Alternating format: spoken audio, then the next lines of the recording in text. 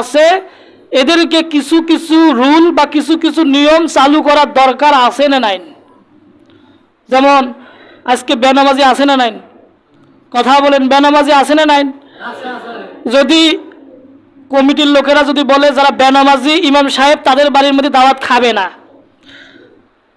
তাদের জানাজার নামাজ পড়া বন্ধ, এরপরে যে বিয়ের অনুষ্ঠানগুলো হয় এই বিয়ের অনুষ্ঠানে যে মানে বক্স বাজানো হয়, যদি এই মসজিদের কমিটির লোকেরা যদি বলে যে বাড়িতে বিয়ের অনুষ্ঠানে বক্স বাজানো হবে, সেই বিয়েতে হুজুর যাবে না, কি এইরকম কি চালু করলে কি সমাজে আদল প্রতিষ্ঠিত হবে কি হবে না ভাই বলেন? তাহলে ও কোথা থেকে হুজুর আনুক, তাহলে এতে করে দেখা যাবে ওর বাপ আসবে মসজিদে নামাজ পড়তে, ওই সমস্ত পাপ কাজগুলো সে এমনিতেই বন্ধ করে দিবে। কথা বলেন ঠিক কিনা? এই জন্য সম্মানিত ভাইরা, শুধু ইমাম সাহেবের দোষ না, হয়তোবা অনেকে আমরা বলি ইমামেরা কিয়ামতের দিন আল্লাহর কাঠগড়ায় দাঁড় হবে, কিন্তু আমি তো মনে করি না ইমামের কোনো দোষ হবে।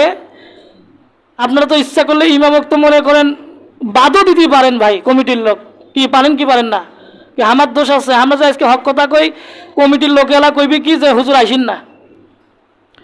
এই জন্য এই দায়িত্বটা হলো সমাজ অর্থাৎ কমিটির লোকের।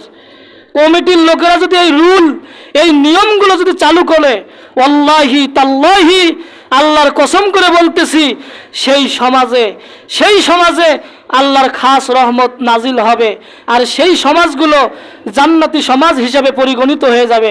জোরে কোন সুবহানাল্লাহ। এই জন্য ভাইয়েরা, আল্লাহ রাব্বুল আলামিন পবিত্র কোরআনুল কারীমের মধ্যে বলেন, ইন্নাল্লাহা ইয়ামুরু বিল আদলি ওয়াল ইহসান। নিশ্চয় আল্লাহ পাক আদল এবং পারস্পরিক সহানুভূতি